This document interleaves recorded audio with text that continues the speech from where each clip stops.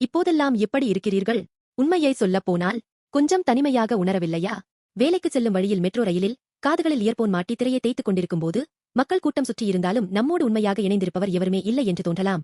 இப்படிப்பட்ட நேரங்களில் நமக்கு மிகவும் அவசியமான ஒன்று என்ன? அதுதான் நம்பகமான பேக்கப், ரிலையபிள் பேக்கப். நமது போன் பழுதாகி போனாலும் கிளவுட் பேக்கப், கிளவுட் பேக்கப் மூலம் புகைப்படங்களும் தொடர்புகளும் பாதுகாக்கப்படுகின்றன. இதனால் நாம் மீண்டும் தொடங்க முடிகிறது. ஒரு உண்மையான பேக்கப் நம்மிடம் இருந்தால் தோல்வியை பற்றிய பயம் நமக்கு இருக்காது. இன்று தேவன் யோசுவாவுக்கு கொடுத்த வாக்குறுதியும் அத்தகைய ஒரு நித்திய பேக்கப் பற்றியதுதான். இஸ்ரவேலின் புதிய தலைவரான யோசுவா கானானை வெல்ல வேண்டிய மிகப்பெரிய பணியின் முன்னால் நின்றார். மோசேயைப் போல என்னால் செய்ய முடியுமா?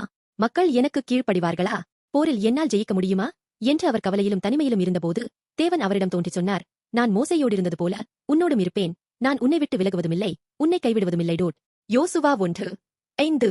இந்த வாக்குறுதியில் உள்ள 3 எபிரேய ஹீப்ரு வார்த்தைகள் மிகவும் சக்தி வாய்ந்தவை.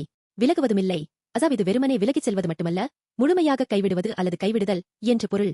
மனிதர்கள் மனவருத்தம் ஏற்படும்போது உறவுகளை விட்டு விடுவார்கள். ஆனால் தேவன் சொல்கிறார், நான் உன்னை ஒருபோதும் கைவிட மாட்டேன். கைவிடுவதுமில்லை. இதன் பொருள் கையை தளர்த்துவது அல்லது கவனிக்காமல் விடுவது. ஒரு நெருக்கடியான நேரத்தில் பிடியை நெகிழ்த்தி விடுவது போன்றது. தேவன் வாக்குறுதி அளிக்கிறார், முடிவு வரை உன் கையை நான் உறுதியாக பிடித்துக் கொள்வேன். உன்னோடிருப்பேன். இது சும்மா அருகில் இருப்பது மட்டுமல்ல, மிக நெருக்கமான தோழமையை குறிக்கிறது.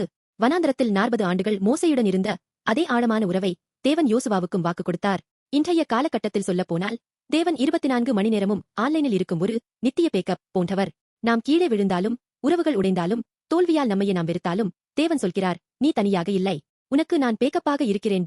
அவர் நம்மை மீண்டும் தூக்கி நிறுத்துகிறார். இந்த வாக்குறுதி இயேசு கிறிஸ்துவின் மூலம் முழுமையாக நிறைவேறியது.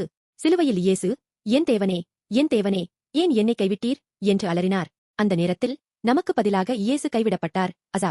அவர் கைவிடப்பட்டதால் நாம் என்றென்றும் தேவனின் கைகளால் தாங்கப்படுகிறோம்.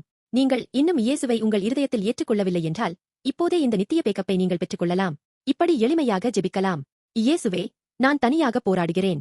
எனக்காக நீர் மரித்து உயிர்த்தெழுந்தீர் என்று நம்புகிறேன். என் வாழ்க்கையில் வாரும், எனக்கு பேக்கப்பாக இருங்கள். அந்த நொடியில் ஒருபோதும் அறுந்து போகாத ஒரு இணைப்பு தொடங்குகிறது. நாம் இனி தனிமையில்லை. இயேசு என்றென்றும் நம்மோடு இருப்பார். அவர் நம் கையை ஒருபோதும் விடமாட்டார். இன்று இந்த நம்பிக்கையுடன் உங்கள் கவலைகளை தள்ளி வைத்துவிட்டு தைரியமாக முன்னெடுத்துச் செல்லுங்கள். கர்த்தர் உங்களோடு இருக்கிறார்.